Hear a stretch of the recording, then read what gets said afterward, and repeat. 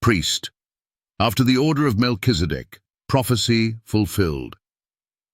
What kind of priest doesn't come from a traditional lineage and holds an eternal role? Long before Jesus walked the earth, Psalm 110:4 declared a unique prophecy. The Lord has sworn and will not relent. You are a priest forever according to the order of Melchizedek. But who is Melchizedek, and how does this ancient figure connect to Jesus Christ, as described in Hebrews 5:5-6? Let's uncover this extraordinary story that bridges thousands of years and challenges skeptics. The prophecy begins in Psalm 110, a psalm attributed to King David. This verse stands out because it speaks of a divine oath.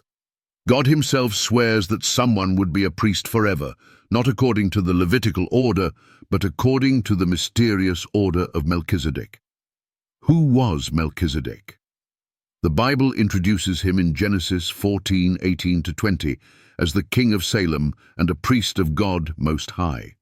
He blessed Abraham after a victorious battle, and Abraham, recognizing Melchizedek's spiritual authority, gave him a tithe of all the spoils. Unlike the Levitical priests who came much later, Melchizedek had no recorded genealogy or lineage, symbolizing a priesthood that transcends time and human institutions. Centuries later, this unique priesthood finds its ultimate fulfillment in Jesus Christ.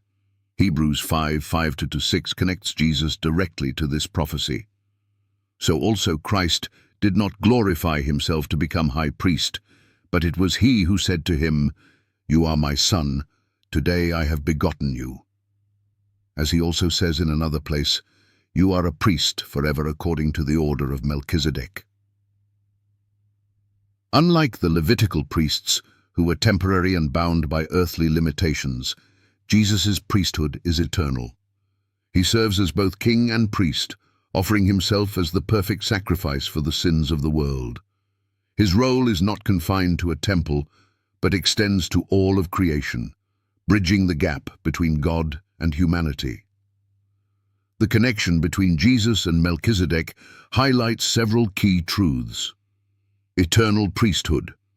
Just as Melchizedek's priesthood had no recorded beginning or end, Jesus' priesthood is eternal. He intercedes for us continually. Universal kingship.